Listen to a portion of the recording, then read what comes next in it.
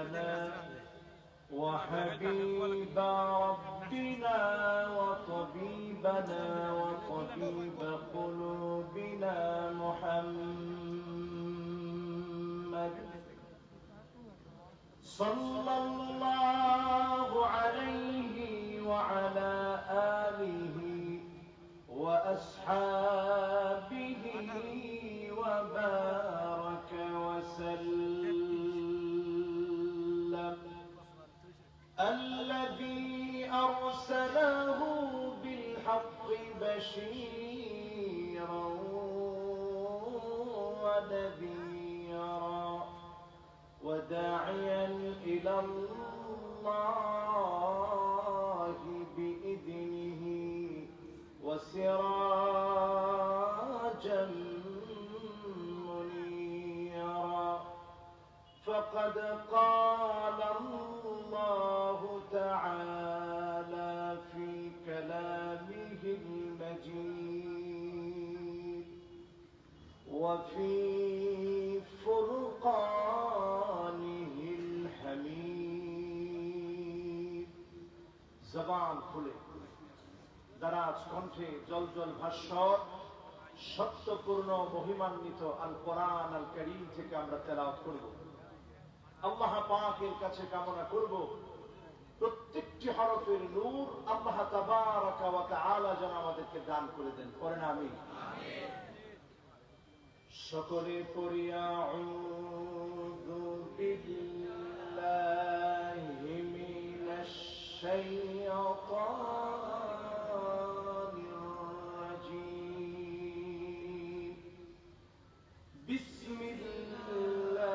বিসমিল্লাহির রাহমানির রাহিম ألف لام را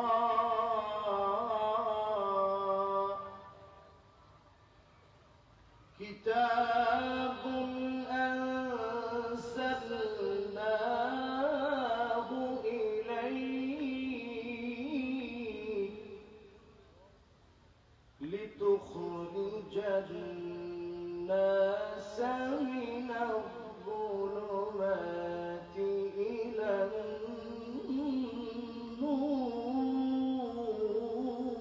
النور بإذن ربهم إلى صراط العزيز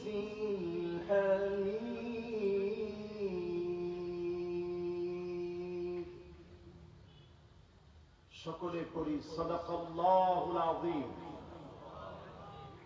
ওয়া সাদাকা রাসূলুহুল নবিয়্যুল কারীম ওয়া নাহনু আলা যালিকা মিনাশ শাহিদিন ওয়াশ শাকিরিন ওয়াল হামদু লিল্লাহি রাব্বিল عالمين وقال تعالى في شان حبيبه مخبرا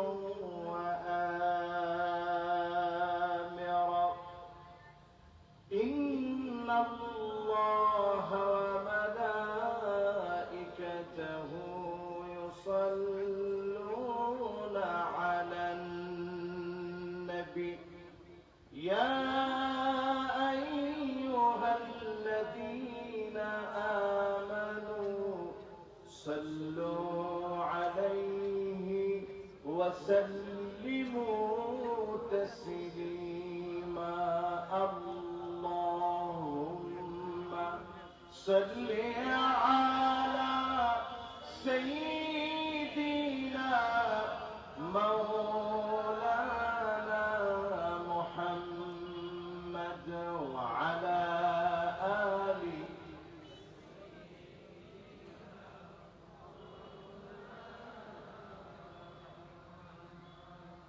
الجحي مظلوم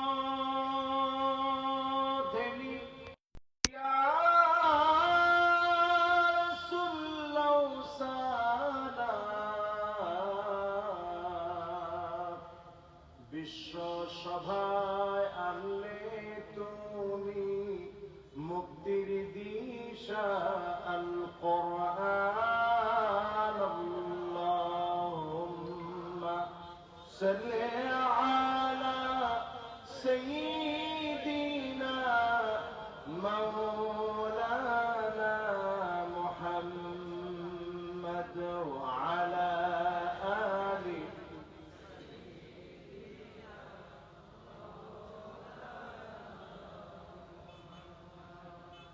মক্কার মদিনাবাসী তারা কত ভাগ্যবান, প্রিয় নবীজির চেহারা দেখে কত কাফের হলো মুসলমান।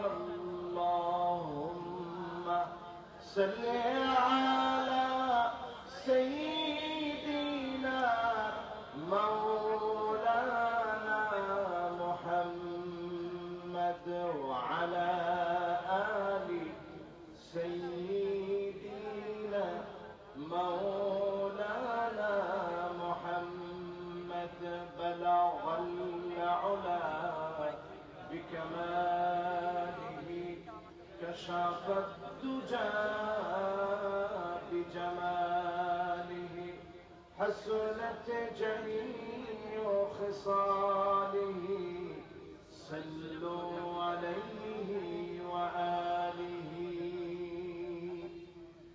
ঐতিহ্যবাহী 12তম ঐতিহাসিক তাফসীরুল কোরআন মাহফিল ইসলামী সমাজ কল্যাণ পরিষদ সুজানগরের উদ্যোগে আয়োজিত 3 দিন ব্যাপী মাহফিলে দুঃখ ভরা হৃদয় নিয়ে একদিনের এই আয়োজনে 3 দিন আমরা সমবেত হতে পারলাম না, একদিন সমবেত হওয়ার সুযোগ আল্লাহ তাআলা দিয়েছেন। মহিমান্বিত মুতাবাররাক এই রজনীতে আজকের মাহফিলের যিনি সভাপতিত্ব করছেন জনাব হযরত মাওলানা হুজুর কি জানি নাম হাবিব আনোয়ার সাহেব, আল্লাহ রাব্বুল আলামিন আমাদের উস্তাদকে হায়াতে তাইয়্যিবার সাথে আল্লাহ কবুল করুক, পড়ি আমিন। মঞ্চে উপবিষ্ট আছেন হাদারাত উলামায়ে কেরাম, জননন্দিত জননেতা, জনপদের দায়িত্বশীল, অনেক ব্যবসায়ী যারা আতরের ব্যবসা করে, এই ব্যবসাটা সম্মানিত ব্যবসা, আলহামদুলিল্লাহ বলেন। আমি কয়েকজনের নামও আজকে বলবো, পরের বলেন ইনশাআল্লাহ, যদি আল্লাহ তৌফিক দান করে।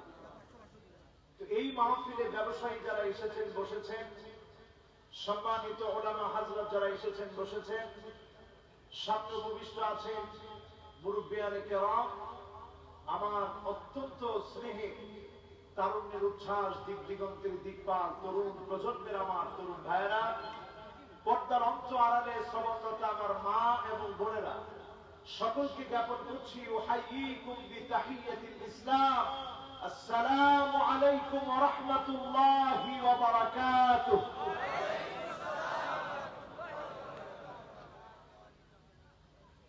আপনারা বানানি আলহামদুলিল্লাহ, উত্তর কি? আলহামদুলিল্লাহ, উত্তর হচ্ছে আলহামদুলিল্লাহ। বানানি আলহামদুলিল্লাহ। আলহামদুলিল্লাহর আওয়াজ আসছে না জোরে? যে মহান মালিক এত মহব্বত করে, আদর করে, ভালোবেসে একটা জান্নাতি পরিবেশে, সুগন্ধিময় একটি পরিবেশে আমাদেরকে আসার, বসার, বলার এবং শোনার তৌফিক আল্লাহ তাআলা দান করলেন, সে মহান মহিয়ান রাজাদিরাজ সমস্ত ক্ষমতার মালিক আল্লাহ পাককে খুশি করে জবান ছেড়ে আমরা পড়ি কালিমাতুশ শুকর আলহামদুলিল্লাহ। প্রশংসা আদায় করলাম কার? আল্লাহ। একেবারে মৃত্যু সজ্জায় যখন থাকবেন তখনও প্রশংসা চলবে কার? আল্লাহ। আবার যখন খুব ব্যবসায় বরকত তখন প্রশংসা কার? আল্লাহ। আল্লাহর হাবিবের সাথ করেন আউয়ালু মান ইউদআ ইলাল জান্নাল হামিদুন।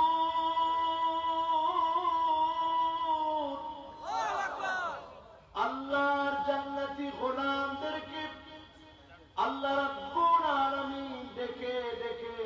জান্নাতের প্রথম কাতারের জন্য দাঁড় করায় দিবেন। সেই গোলামেরা কারা হবে? আল-হামিদুন, দুনিয়ার জীবনে যারা প্রশংসা আদায় করেছিল সাধারণ অবস্থাতে না, ফিস-সাররাই ওয়াদ-দাররা, সুখে আর দুঃখে, কষ্টে আর আনন্দে যারা প্রশংসা আদায় করেছিল, আল্লাহ রাব্বুল আলামিন ডেকে ডেকে জান্নাতের প্রথম কাতারে দাঁড় করাইয়া দিবে। আমরা সুবহানাল্লাহর আওয়াজটা আর একটু জোরে বলতে পারি? জোরে বলি তো সুবহানাল্লাহ। আলহামদুলিল্লাহ কার প্রশংসা? সুবহানাল্লাহ বলে পবিত্রতা ঘোষণা করলাম কার? আল্লাহু আকবার বলে বরত্ব কার? এজন্য আল্লাহু আকবারের আওয়াজ বড়, আল্লাহু আকবার বলে বড় আওয়াজ করলে সুবহানাল্লাহ বলে আস্তে আওয়াজ হবে? দুইটাতেই সমান সমান আওয়াজ লাগবে। জোরে বলি সুবহানাল্লাহ, বলি আলহামদুলিল্লাহ, বলি আল্লাহু আকবার, বলি লা ইলাহা ইল্লাল্লাহ। করোনাকালীন সময় প্যান্ডামিক সিচুয়েশন চলছে, গোটা দুনিয়াতে একজন দুইজন নয়, 17.5 লক্ষ মানুষ এই পৃথিবী থেকে করোনাকালীন সময়ে বিদায় নিয়েছে। 7 কোটির উপরে মানুষ আক্রান্ত করোনা। সারা পৃথিবী যখন আবার বিচ্ছিন্ন হয়ে যাচ্ছে, ঠিক সেই সময়ে সুজানগর ইসলামী সমাজ কল্যাণ পরিষদের উদ্যোগের আজকের এই মাহফিলে আমরা যারা আসতে পেরে বসতে পেরে আনন্দিত হয়েছি, মালিকের শুকরিয়া আদায় করেছি। আসুন আমরা সকলে মিলে পড়ে নিচ্ছি সাইয়্যিদুল মুরসালিন, খাতামুন নবিয়্যিন, ইমামুল মুরসালিন, আফতাবুন নবুওয়া, শাহেনশাহে দু জাহান, মুহাম্মদ ইবনে আব্দুল্লাহ ইবনে আব্দুল মুত্তালিব, হাশিম ইবনে মানাফ ইবনে কিলাব ইবনে মুররা, কাব ইবনে লুয়াই ইবনে ফিহর, মালিক ইবনে নদর ইবনে কিনানা, মুদরাকাত ইবনে ইলিয়াস ইবনে মাআদ ইবনে আদনান, মুহাম্মাদুর রাসূলুল্লাহ সাল্লাল্লাহু আলাইহি ওয়াসাল্লাম। আলহামদুলিল্লাহ, অত্যন্ত আনন্দিত। বাংলাদেশের বিভিন্ন প্রান্তে কথা বলতে গেলে রাসূলের নাম শুনলে অনেক জায়গায় সাল্লাল্লাহু আলাইহি ওয়াসাল্লাম প্রথমে মানুষ বলে না, পরে বলে। কিন্তু আজকে আমি লক্ষ্য করেছি প্রথম বাড়ি মহব্বত ভরা কণ্ঠে আপনারা করেছেন সাল্লাল্লাহু আলাইহি ওয়াসাল্লাম। নবীজির প্রতি আমাদের মহব্বত আছে না নাই? কম না বেশি? সেই সুদূর ফ্রান্সে যখন কেউ আমার নবীকে নিয়ে ব্যঙ্গ করে, সবচেয়ে বড় প্রতিবাদটা আমাদের দেশে হয়, ঠিক না বেঠিক? আমার নবীকে নিয়ে যখন কোন কার্টুন ছাপানো হয়, আমার নবীকে বিশুদ্ধার করে যখন কোন নাস্তিক, কোন মুরতাদ যখন কথা বলে, তখন প্রতিবাদ আমার দেশেই সবচেয়ে বেশি হয়, ঠিক না বেঠিক? এই প্রতিবাদ বলে দেয় নবীজির প্রতি আমাদের মহব্বত কম না বেশি? নবীকে আমরা বড় বেশি ভালোবাসি। কাইফা লা নুহিব্বুহু সাল্লাল্লাহু আলাইহি ওয়াসাল্লাম। কেমন করে নবীর কথা আমরা ভুলবো, কেমন করে নবীকে আমরা না ভালোবাসবো, যে নবী দুনিয়ার জীবনে আমাদের জন্য কেঁদেছে, আখিরাতেও নবী আমাদের জন্য কাঁদবেন। ওয়াকিফান ফি নিহায়াতিস সিরাত, পুল সিরাতের কিনারায় নবীজি দাঁড়ায় থাকবেন, উম্মতের জন্য অপেক্ষা করবেন। ইনদা বাবিল জান্নাহ, জান্নাতের দরজার সামনে নবী দাঁড়ায় থাকবেন। আমার আপনার জন্য নবী সেখানে দাঁড়ায় দাঁড়ায় অপেক্ষা করবেন। আল্লাহ নবী যখন দেখবেন উম্মত গুলার হাত নাই, উম্মত গুলার পা নাই, উম্মত গুলার চেহারা দিয়ে ধর ধর করে রক্ত ঝরছে, এমন বিভৎস চেহারা দেখে আল্লাহ নবী সেদিন ফরিয়াদ করবে আল্লাহর কাছে। আল্লাহর নবী সেদিন বলবে, ইয়া রাব্বি সাল্লিম, ইয়া রাব্বি সাল্লিম, হে আমার আল্লাহ, উম্মতের জন্য একটু মায়া করেন, একটু দয়া করেন।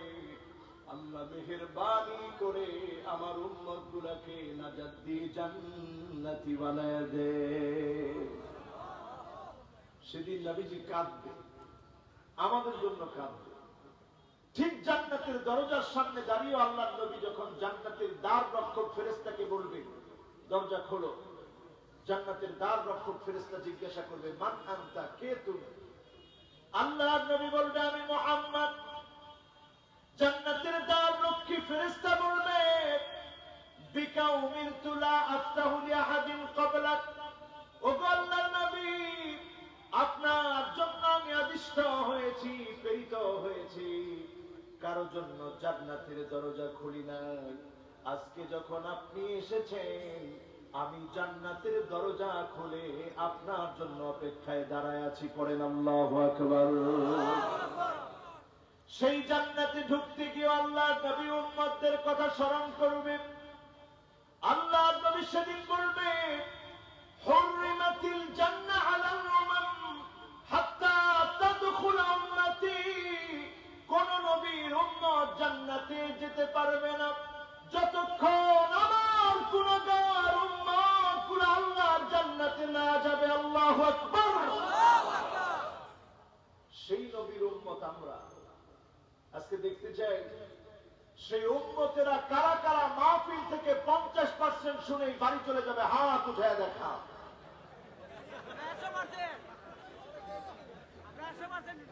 আমার মনে হয় যারা বসে আছে অনেকেরই হুশ কমে গেছে, যারা দাঁড়ানো আছে এদের হুশ পুরোপুরি ঠিক আছে।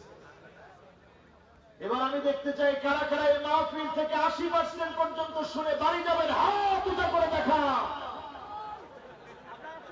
এখন একজন হাত তুলছে, দুইজন হাত তুলছে। হুজুর 80% শুনেই চলে যাবো। আচ্ছা বলেন, আমার কুতুব ভাই এই মাহফিলে দাওয়াত দিয়েছে আমাকে গত বছর। আমার বকুল ভাই এই মাহফিলে উঠার আগে একটা আতর হাতিয়ে দিয়েছে। এই আতরের নাম কি? আরে আতর দেখাইতে নিয়েছে, একটা হয়ে গেছে আরেকটা।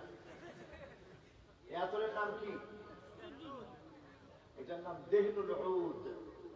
কাবার গিলাফের মধ্যে এই আতরটা ব্যবহার করা হয়। বলেন আল্লাহু আকবার। আপনারা সিলেটিরা কত সৌভাগ্যবান জানেন? নবীদের সুন্নাত ছিল 4টা। সুনানুল মুরসালিন, সমস্ত নবীদের সুন্নাত ছিল 4টা। জোরে বলেন কয়টা? আজকে একটু আঙ্গুল উঠায় দেখান তো নবীদের সুন্নাত কয়টা?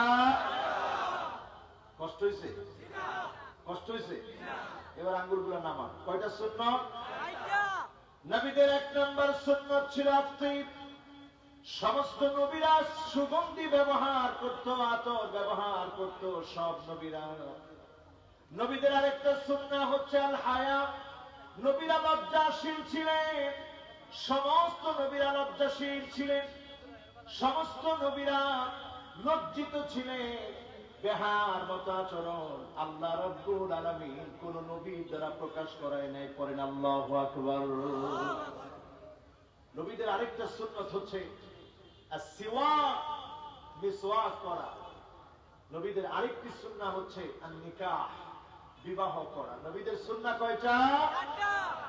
এর মধ্যে অন্যতম একটা সুন্নাহ হচ্ছে আত-তাতয়িব, সুগন্ধি ব্যবহার।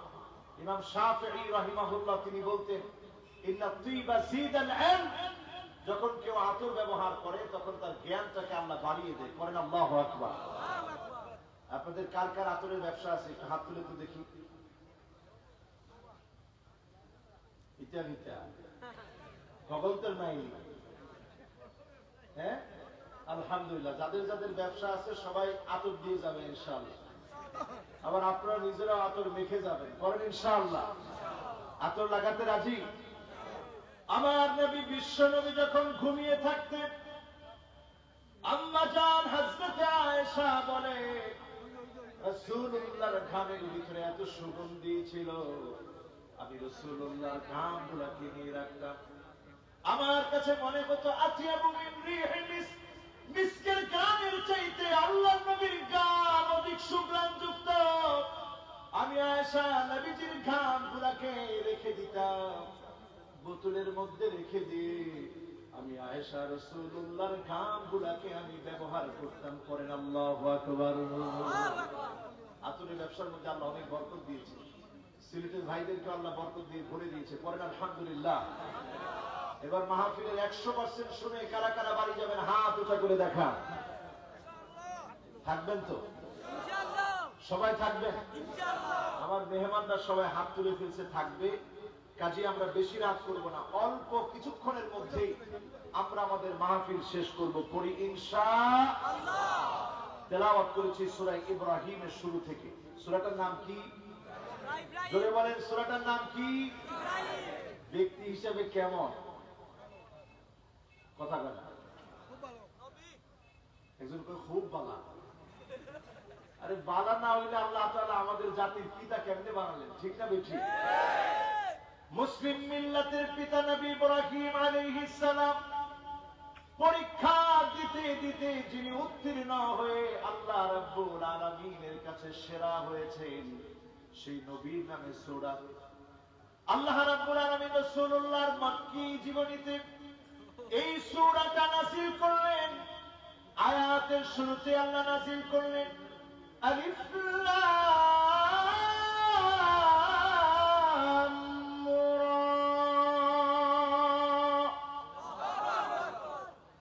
হুরুফে মুকাত্তাআত দিয়ে কোরআন কারীমের মধ্যে একটা দুইটা না 29টি সূরা আল্লাহ রাব্বুল আলামিন নাযিল করে দিয়ে কাফেরদের গর্দান থেকে অহংকারকে আল্লাহ রাব্বুল আলামিন নামিয়ে দিলেন এইভাবে। পারলে বলো এগুলার অর্থ কি? আমরা বলেছি, আমরা বুঝলেও বুঝলাম, না বুঝলেও না বুঝলাম, সর্ব অবস্থায় ছেড়ে দিলাম কার উপর? আমরা এটার অর্থ করি একমাত্র যিনি জানেন, আল্লাহু আ'লামু বিমুরাদিহি, যিনি এর অর্থ জানেন তিনি কে? নাস্তিকরা এখানে এসে আপত্তি করে। আমার কথা বুঝতে পারতেছেন তো আপনারা? তাফসীর কিন্তু শুরু হয়ে গেছে, বুঝতেছেন তো আপনারা? সবাই তো জিও বললেন না, জোরে খাও না জিও। আপনারা বুঝতেছেন তো আমার কথা? নাস্তিকরা এখানে এসে আপত্তি করে। তারা বলে কোরআনের ভিতরে এমন কিছু আছে যার অর্থ তোমরা নিজেই বোঝো না। আর আমরা বলি আল্লাহু আ'লামু বিমুরাদিহি, এর অর্থ যিনি সবচেয়ে ভালো জানেন তিনি কে? আল্লাহ। ইসলামের এমন কিছু বিষয় আছে যেগুলো আমরা আল্লাহ পাকের উপরে এমন ভাবে ছেড়ে দিছি যেখানে আমাদের কোনো কথা। যেমন উদাহরণ দিব, আপনার ওযু চলে গেছে, পানি নাই, কি নাই, এখন কি করতে হবে? হ্যাঁ, সবাই উচ্চারণ করে বলেন কি করতে হবে? তায়াম্মুম যখন আপনি করলেন, তায়াম্মুম করার কারণে আপনি মাটির মধ্যে স্পর্শ করে আপনার চেহারার মধ্যে যখন স্পর্শ করলেন, ময়লা দূর হলো না ময়লা লাগলো?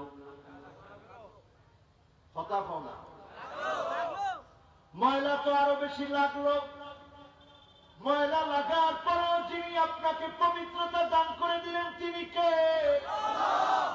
মোজা যখন আমরা মাসে করি, মোজা মাসে করা দরকার ছিল নিচে দিয়ে, মোজা মাসে করি কোন দিক দিয়ে? জানেন না? কোন দিক? উপরের দিক। কোন দিক?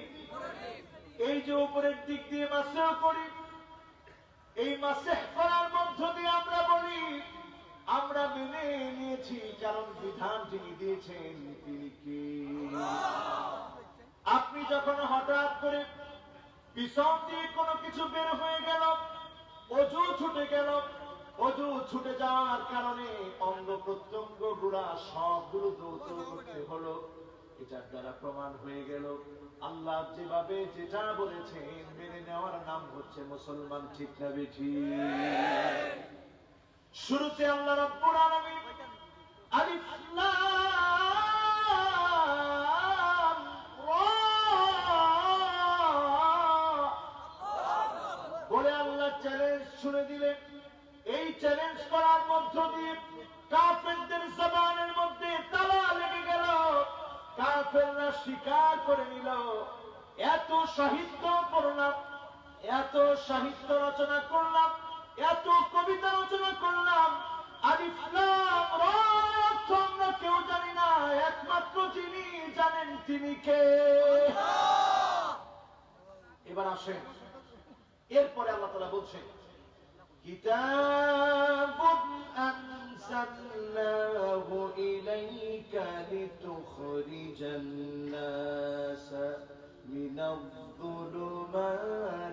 ইলান-নূর।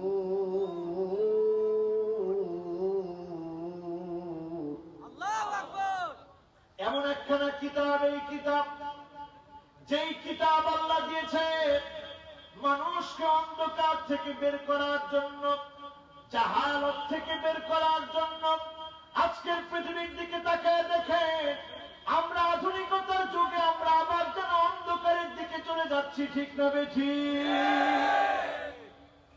অন্ধকার কিভাবে বুঝবেন? অন্ধকার বোঝার জন্য তিনটা আলামত। কয়টা? জোর করে কও না, কয়টা? তিনটা আলামত অন্ধকার বোঝার জন্য।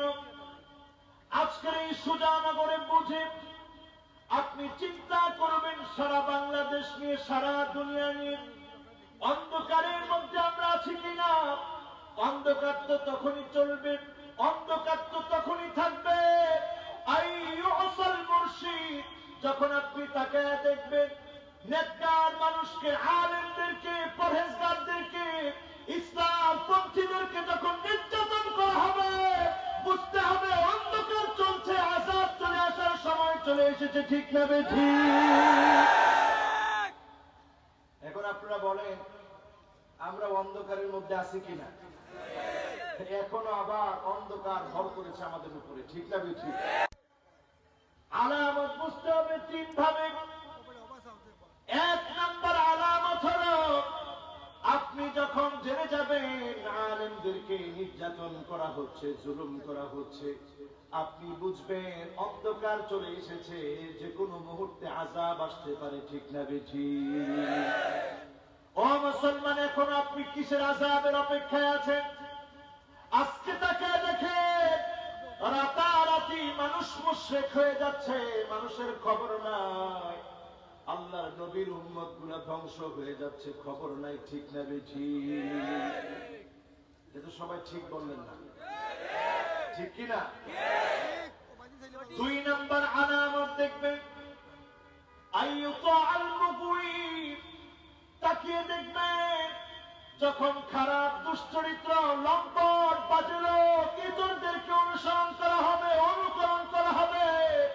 লম্পট লোকদের অনুকরণ আপনাকে বলে দিবে অন্ধকারের সময় চলে এসেছে, যে কোনো মুহূর্তে আযাব আসতে পারে, ঠিক না বেঠিক? এখন ভালো লোকের অনুসরণ আছে? জোরে বলেন, আছে? নাই। তৃতীয় নম্বরে তাকিয়ে দেখবেন, তৃতীয় নম্বরে তাকিয়ে দেখবেন আত্মীয়তার সম্পর্ক ছিন্ন করা হয়েছে। আত্মীয়তার সম্পর্ক মানে শুধুমাত্র আপনি যাদেরকে আত্মীয় মনে করেন, এর বাইরে আপনার আত্মার আত্মীয়, আপনার রূহের আত্মীয়। আল্লাহ যাদেরকে আত্মীয় বলেছে সে আত্মীয়রা হচ্ছে মুসলমান। আপনি যখন মুসলমানের স্বার্থের বাহিরে গিয়ে অমুসলিমদেরকে খুশি করে কোনো কাজ করবে, আপনি বুঝবেন ইসলামের দুশমন হয়ে ইসলামের ক্ষতি আপনি করতেছেন, ঠিক না বেঠিক? এখন এই তিনটা আলামত আমাদের সমাজে আসে, বলেন আছে? এই তিনটা আলামত আমাদের সমাজে আছে। এই তিনটা আলামত যখন আসবে, সমাজের ভিতরে জুলুম, নির্যাতন, নিপীড়ন বেড়ে যাবে। জুলুম, নির্যাতন, নিপীড়ন এমন বাড়বে, ইয়াকতাতিলুনা বা'দুহুম বা'দা, চারদিকে লড়াই লেগে যাবে, চারদিকে মারামারি, কাটাকাটি, হানাহানি শুরু হবে। আজকের দুনিয়ায় তাকায় দেখেন মুসলমান চারদিকে মার খায় কি খায় না? জোরে বলেন, খায় কি খায় না?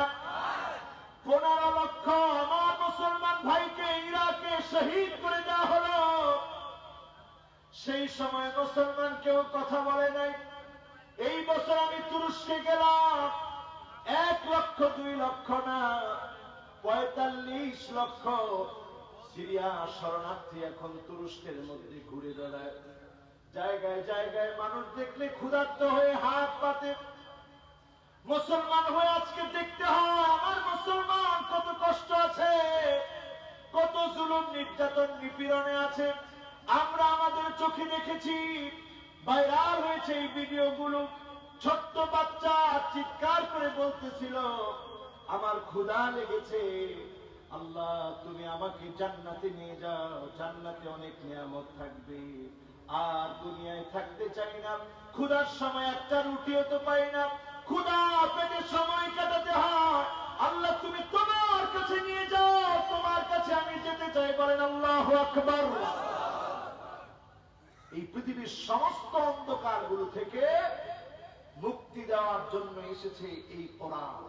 বলেন কোন কোরআন? সবাই বলে না কোন কোরআন? আল কোরআন এসেছে মুক্তি দেওয়ার জন্য। আল কোরআন এসেছে আমাদেরকে পরিবর্তন করার জন্য। আল কোরআনু গিনান লা ফাকরা বাদাহু ওয়ালা গিনান দুনাহু। এই কোরআন হচ্ছে ধনী। এই কোরআনকে যারা আঁকড়ে ধরবে তাদেরকে তিনি ধনী বানিয়ে দিবেন। তিনি কে? আল্লাহ। কিন্তু আমরা এই কোরআন ধরছি না, এই কোরআন আমরা পড়ছি না, পড়লে আবার বুঝছি না, বুঝলে আবার কোরআন দিয়ে আমল করছি না। ঠিক না বেঠিক? তবে আমার দেশে এমন কথা আমরা শুনি, যে কথা শোনার পরে দেওয়ানবাগির আর দরকার নাই, দেওয়ানবাগি চলে গেছে। বলছে 22 বছর তাহাজ্জুদ পড়ি, 70-72 রাকাত অতিরিক্ত নফল নামাজ পড়ি, দেওয়ানবাগির আর দরকার আছে? এত কষ্ট করে পীর দাবি করার পরে দেওয়ানবাগি যেই তবকায় পৌঁছাতে পারে নাই, লাভ দিয়ে আমরা সেই তবকায় পৌঁছায় যেতে চাচ্ছি। ঠিক না বেঠি? ভণ্ডামির সীমা থাকা দরকার মুসলমান, ঠিক কিনা? ভণ্ডামির সীমা থাকা দরকার মুসলমান। আপনি তাহাজ্জুদ পড়েছেন, খুব ভালো কথা, আপনি গোপন রাখেন, যিনি আপনাকে সেরা বানায় দিবেন তিনি কি? সাহাবায়ে কেরাম থেকে দৃষ্টান্ত নেন। কষ্ট হচ্ছে আপনাদের? হুজুর কতক্ষণ আলোচনা করলে ভালো হয়?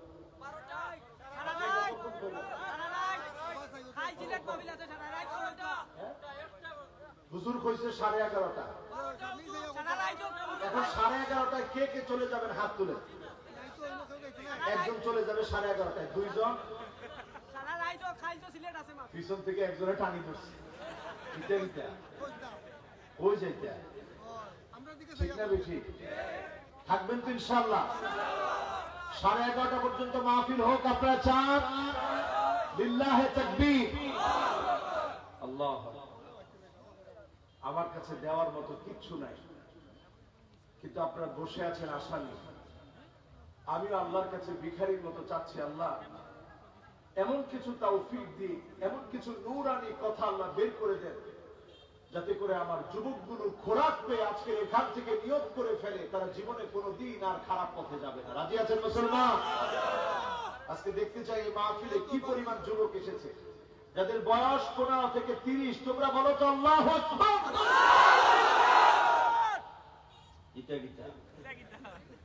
15 থেকে 30 যুবকরা আবার আল্লাহু আকবার। মুরব্বীরা নাইনি, তাদেরা ঘুমায়। দেখি মুরব্বীরা যারা আছেন 30-এর উপরে বয়স, আপনারা বলেন তো আল্লাহু আকবার।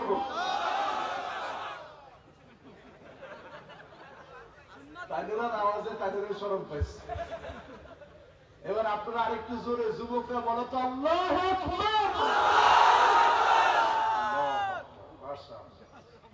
কত যুবক আজকের মাহফিলে আসে। মুরব্বীরা আপনারাও বাদ না, আপনারা না থাকলে মাহফিল সুন্দর হতো না।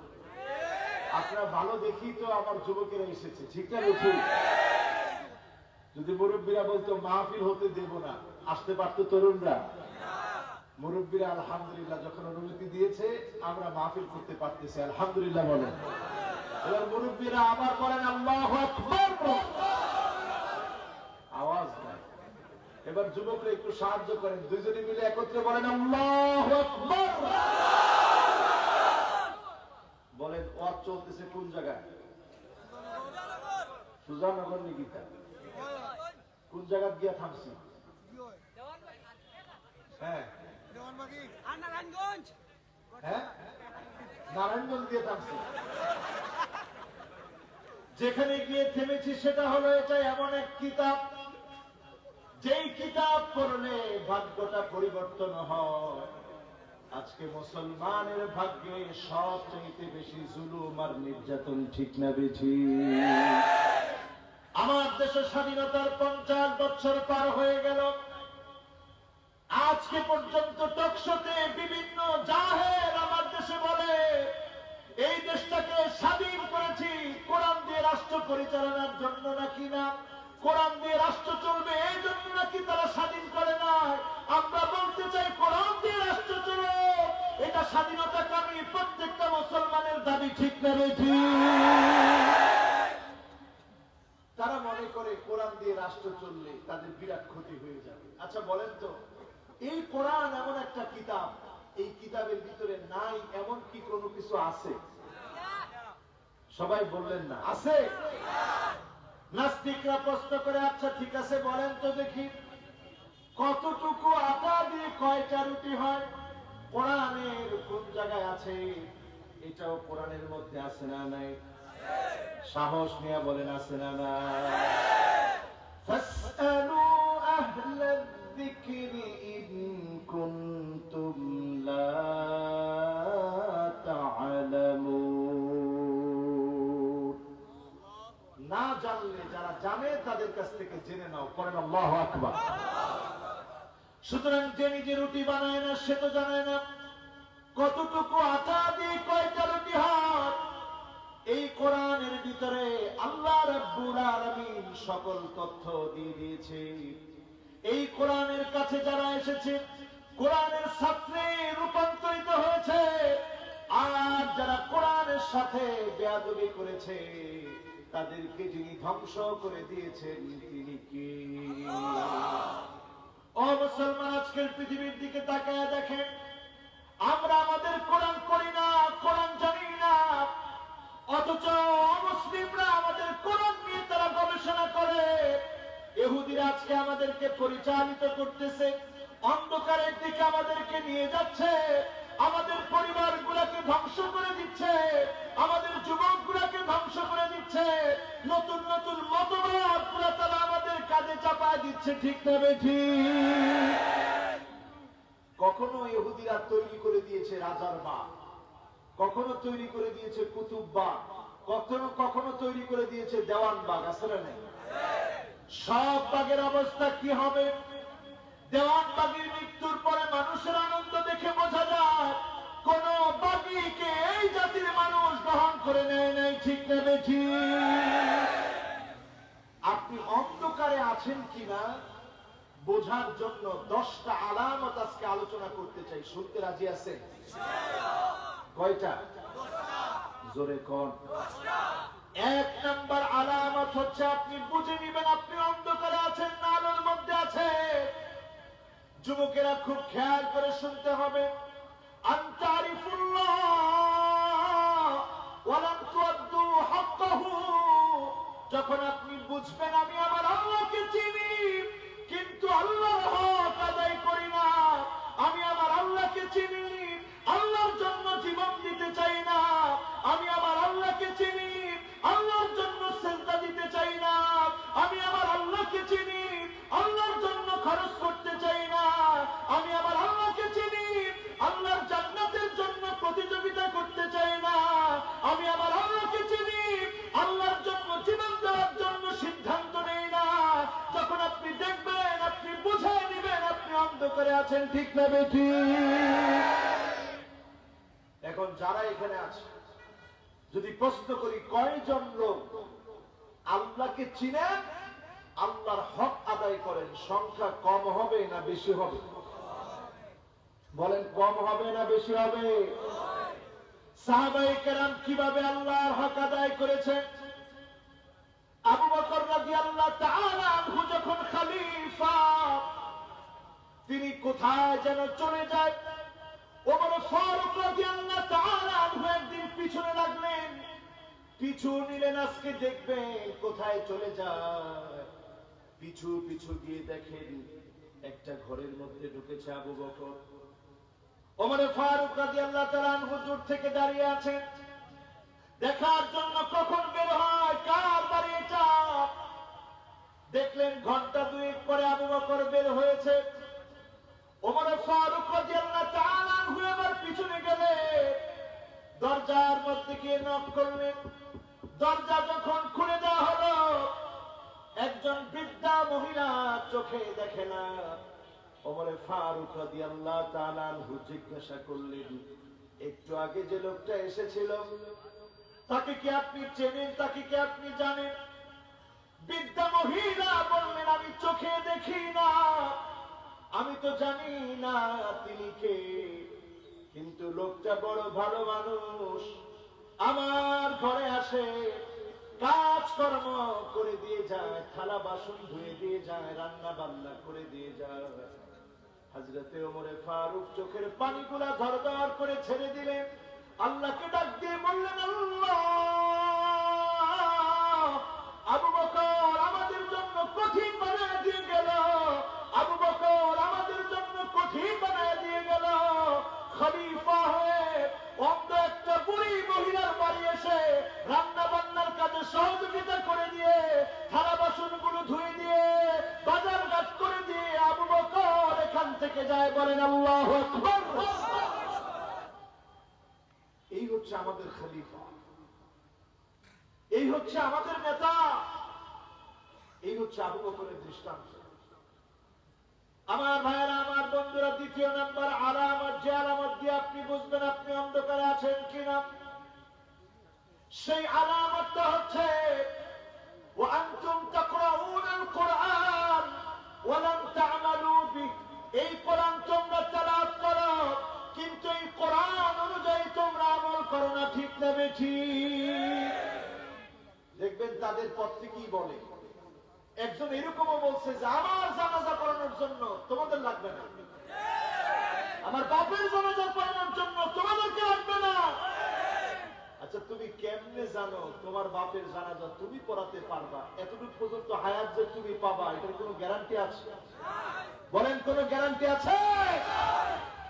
আলেমদেরকে যারা তুচ্ছ করে কথা বলছে, তাদেরকে দিয়ে আল্লাহ মহা সত্যগুলা প্রকাশিত করে দিচ্ছে। সেটা আলোচনার মধ্যে বলেছে, হয় চুপ থাকবা, জালেমরা আমাদের জবান বন্ধ করে দিতে চায়, এটা আজকে নতুন না, আগে থেকেও করেছে। ঠিক না ঠিক? এরপরে জালেমদের আরেকটা কাজ হচ্ছে হাত ভেঙে দিবে, পা ভেঙে দিবে। যেই নবী ইব্রাহিম আলাইহিস সালামের নামে সূরা, নবী ইব্রাহিম আলাইহিস সালামকে তারা বলেছিল তোমার পা ভেঙে দিব, পাথর দিয়ে মেরে মাথা উড়াইয়া দিব। এই হুমকিগুলা আগে ছিল, এখন আর ওই হুমকিগুলা না। আছে? বলেন, এই হুমকিগুলা এখন আছে? এই হুমকিগুলা আজ অবধি আছে। বলে মেরে হাত ভেঙে দিব, এরপরে রাখবো কোথায়? সিজন মানে জেলখানা। জেলখানায় থাকা, আগেও জালেমরা জেলখানায় রাখতে চেয়েছে, এখনো জালেমরা জেলখানায় রাখে। ঠিক না ঠিক? তারে দিয়ে আল্লাহ কয়েকটা শর্ত প্রকাশ করে দিচ্ছে। এক নম্বর সত্য কথা হচ্ছে চুপ থাকতে হবে, জালেমরা আমাদেরকে চুপ রাখতে চায়। ঠিক না ঠিক? আরেকটা সত্য হচ্ছে তারা আমাদেরকে মারবে, তারা আমাদেরকে জেলে রাখবে। কোরআন কারীম খুলে দেখেন, আল্লাহ রাব্বুল আলামিন বলছেন, وَإِذْ يَمْكُرُ بِكَ الَّذِينَ كَفَرُوا لِيُثْبِتُوكَ أَوْ يَقْتُلُوكَ أَوْ يُخْرِجُوكَ وَيَمْكُرُونَ وَيَمْكُرُ اللَّهُ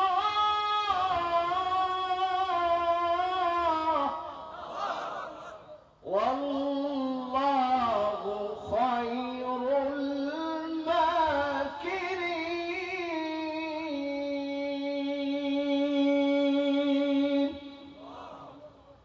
চক্রান্ত করবে, আর রেজাল্ট হিসেবে এটা আমাদের বিজয় হয়ে যাবে। কার ঘোষণা? তোমরা যখন বলবা জেলে রাখবা, তোমরা যখন বলবা জবান বন্ধ করে দিবা, তোমরা যখন বলবা হাত ভেঙে ফেলবা, তোমরা যখন বলবা দেশ থেকে তাড়াইয়া দিবা, সূরা আনফালের বক্তব্যের ভিতরে আল্লাহ তাই বলেছে, এটা তোমাদের চক্রান্ত। আর এই চক্রান্তের যিনি জবাব দিবেন নাম্বার যে আলামত দিয়ে বুঝবেন, ওই লোকটাও কিন্তু সেদিন বলছে আমি 4 বার কোরআন খতম করেছি, তোমার 4 বার কোরআন খতম, বোঝা যায় এই কোরআন তোমার অন্তরের ভিতরে ঢোকে নাই। ঠিক না ঠিক? এটা আপনি বুঝে নিবেন। আপনি জুলুম করছেন কিভাবে বুঝবেন?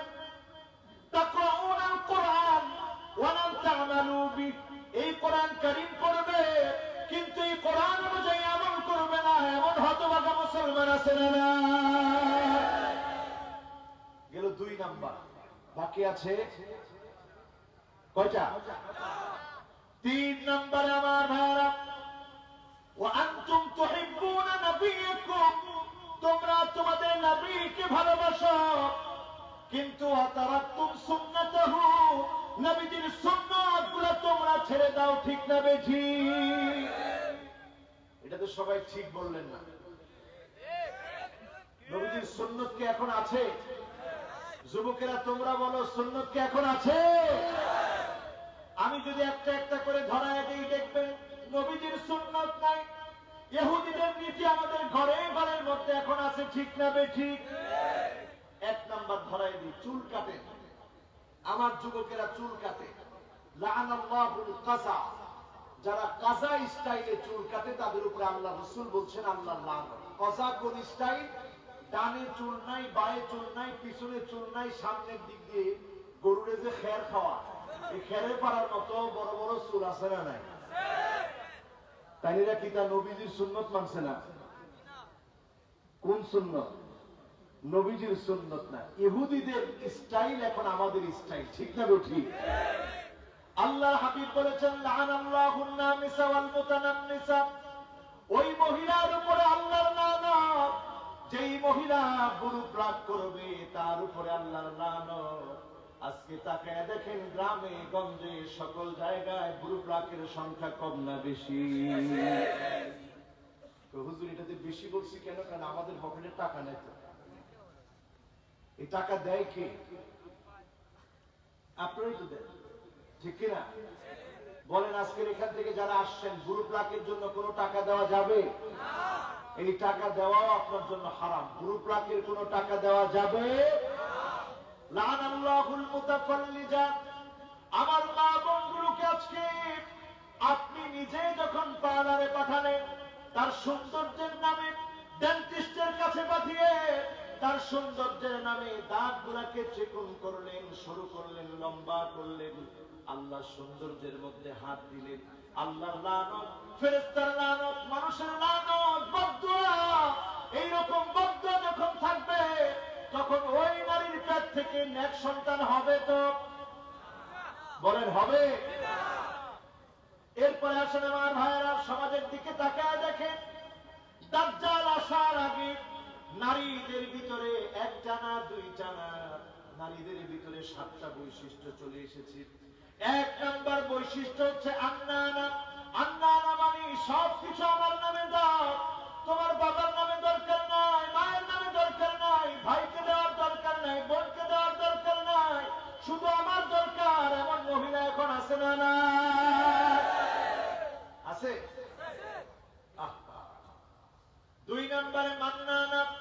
মান্নানা মানে এমন খোটা দানকারী মহিলা, কথায় কথায় স্বামীকে খোটা দেয়। স্বামীকে বলে আমার মতো স্ত্রী দেখে তোমার ঘর করে গেলাম, নাইলে কোনো বেটি ঘর করতো না। আছে না? না আছে? 3 নম্বরে তাকে দেখবেন হান্নানা, এমন মহিলা যে মহিলা স্বামীর খেদমত তো করেই না, খেদমতের কথা বললে উল্টা আপনাকে বলে তোমার পানি তুমি নিয়ে খাও। এমন মহিলা আছে না নাই? আপনি বলছেন পানিটা দেও, মহিলা কি কর? সিলিটিরা মাতো না, মহিলারা কি কর? হ্যাঁ, তোমারটা তুমি লইয়া খাও। এরকম মহিলা আসেনি? 4 নম্বরে তাকে দেখবেন কান্নানা। কান্নানা মানে এমন মহিলা যেই মহিলা বাবার বাড়ির কথা বলে বারবার তার স্বামীটাকে কষ্ট দেয়। এমন মহিলা আছে না? না 5 নম্বরে দেখবেন হাদ্দাকা।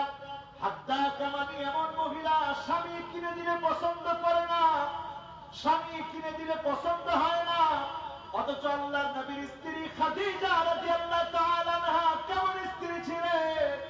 তিনি একদিন স্বপ্ন দেখলেন ওনার বুকের মধ্যে একটা আলো ঢুকে গেছে। এই আলোটা বের হয়ে চারদিক আলোকিত করে ফেলেছে। ওয়ারাকাত ইবনে নাওফালের কাছে তিনি চলে আসলেন। প্রত্যুষে চলে আসার পরে ওয়ারাকাত ইবনে নাওফাল বলল, বোন আমার শোনো, এমন একজন পুরুষের সঙ্গে তোমার বিবাহ হবে যিনি গোটা দুনিয়াটাকে আলোকিত করে ফেলবে। আল্লাহু আকবার। তিনি রাসূলের কাছ থেকে কিচ্ছু চাই না, সব দিয়েছেন। রাত্রি যাপন করেছেন না ঘুমিয়ে, দরজার সামনে ঠেস দিয়ে বসা থাকতে আল্লাহ নবী এসে যখন প্রথম নক করতেন দরজা খুলে দিতে আল্লাহর নবী বলতেন, খাদিজা তোমার কি ঘুম নাই? খাদিজা বলতেন, ইয়া রাসূলুল্লাহ আপনি দিনের জন্য কষ্ট করে যখন ফিরে আসেন আমি চাই না আপনি এসে একটু কষ্ট করেন। দরজার সাথে ঠেস দিয়ে সামান্য তন্দ্রাচ্ছন্ন থাকি, যখনই আবার তন্দ্রা থেকে চোখটা মেরে তাকায় সঙ্গে সঙ্গে দরজা খুলে দিয়ে আপনার জন্য দাঁড়িয়ে যায়। পড়েন আল্লাহু আকবার। এজন্য আমার ভাইয়েরা ঘরে ঘরের ভিতরে এখন দেখবেন সুন্নাত নাই। 6 নম্বরে দেখবেন সাদ্দাকা এমন মহিলা, যেই মহিলা কথায় কথায় স্বামীর সঙ্গে তর্ক করে। 7 নম্বরে এমন মহিলা দেখবেন বাররাকা। বাররাকা মানে এমন মহিলা, যেই মহিলা শুধু তর্কই করে না, স্বামীর গায়ে হাত তুলতে দেরি করে না। এমন মহিলা আছে না? না আছে? তাহলে বলেন এখন রাসূলের সুন্নাত আমাদের ঘরে আছে? বলেন আছে? যেই 10টা আলামত দিয়ে আপনাদেরকে বোঝাতে চাচ্ছি আমরা অন্ধকারের মধ্যে আছি, আমাদের অন্তরগুলো মরে গেছে। এর মধ্যে 3য় নাম্বার বলছিলাম, বোঝার জন্য এটা বুঝবেন রাসূলের সুন্নতে আমরা নাই। আজকে তাকে দেখেন মুখে মুখে লম্বা লম্বা কথা আছে, আল্লাহ নবীর কথা তাদের মুখে নাই। মিথ্যাচার দিয়ে তাদের মুখ পুরা ভরা, ঠিক না বেঠিক? 4 নম্বরে وأنتم تحبون الجنة ولن تعملوا به। জান্নাত তোমরা পছন্দ করো, জান্নাতের কাজ তোমরা করো না। আজকে এখানে যারা আছেন যদি প্রশ্ন করি আজকে ফজরের নামাজে কে কে উপস্থিত হয়েছে, আমার মনে হয় অনেকগুলা হাত উঠবে না যারা ফজরের নামাজে যান নাই। ফজরের নামাজটা যারা ছেড়ে দিয়েছে, অথচ আপনি যদি ফজরের নামাজে যেতেন, আজকে যদি আপনার মৃত্যু হতো, বাশশিরিল মাশাইনা ফি যুলামিল মাসাজিদি বিন্নুরিত্তাহ, কিয়ামতের দিন কঠিন মুসিবতের সময়ে আলোকিত বানায় আল্লাহ ডাক দিবেন তাদেরকে যারা এশার নামাজ ফজরের নামাজের মধ্যে হাজির হয়ে গিয়েছিল। পড়েন আল্লাহু আকবার। যারা এখানে বসা আছেন, জান্নাত আমরা সবাই চাই, কিন্তু জান্নাতের কাজ করতে চাই। আজকের দুনিয়াতে মুসলমান মার খাচ্ছে আর চিন্তা করতেছে ইমাম মাহদী কবে আসবে। ঠিক কিনা? এই ঠিক তো সবাই বললেন না, ঠিক কিনা? ইমাম মাহদীর অপেক্ষায় এখন মুসলমান আছে।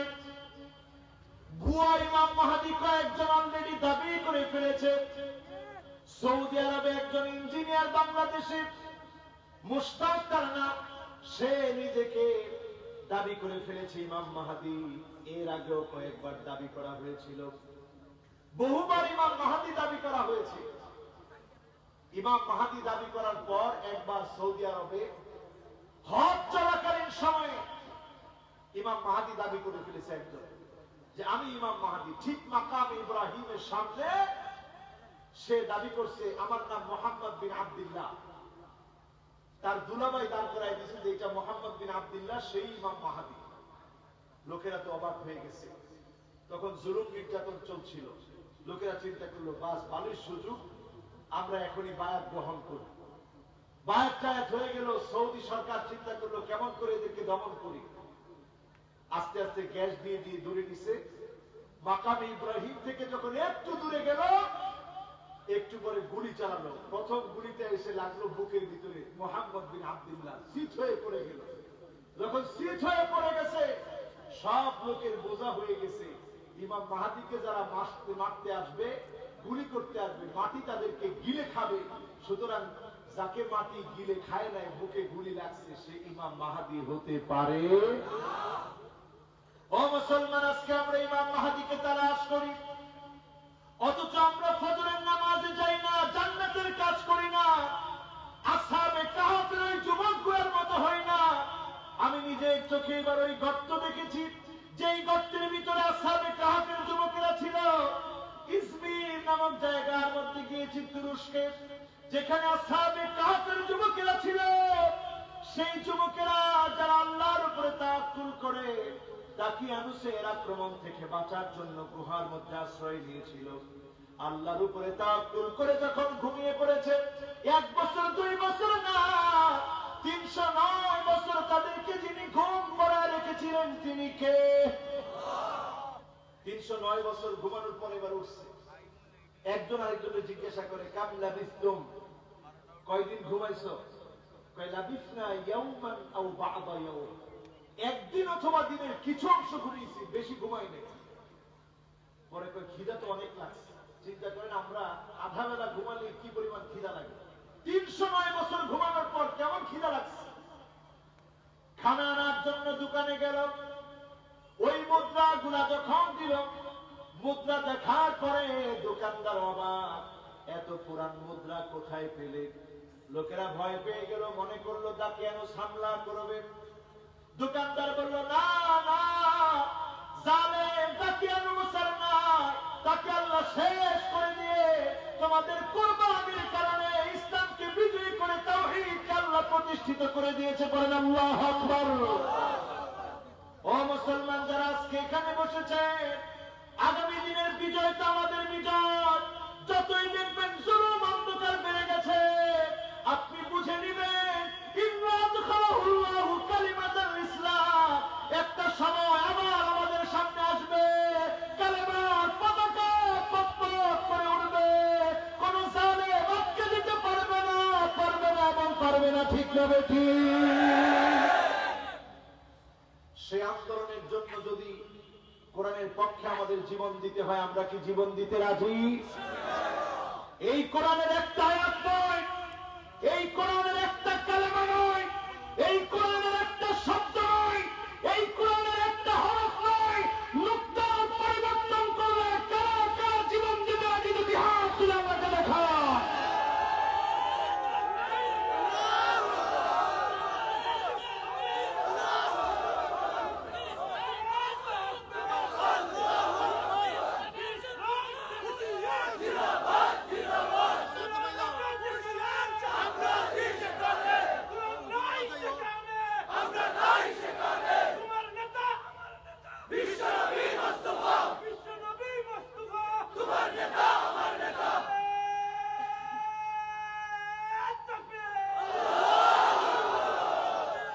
লিল্লাহি তাকবীর। বরত্ব কার জন্য? বলেন, বরত্ব কার জন্য? জালেমেরা শুনে রাখো, যত জায়গায় জুলুম হয়েছে, প্রত্যেকটা জায়গায় যিনি ইসলামকে বিজয়ী করেছেন তিনি কি? আমরা রক্ত দিয়েছি, আমরা রক্ত দিতে চাই। আউয়ালু কাতরাতিন মিন দামিহি, আমাদের 1 ফোঁটা রক্ত জমিনে পড়ার আগে যিনি শহীদদেরকে 6টা মর্যাদা দান করে দেন তিনি কে? সুতরাং কোন ভয় আছে? কোন চিন্তা আছে? জীবন দিব কার জন্য? বলেন তো, আমরা কত নাম্বার আলোচনা করতেছি? মাশাআল্লাহ, 1 নাম্বার।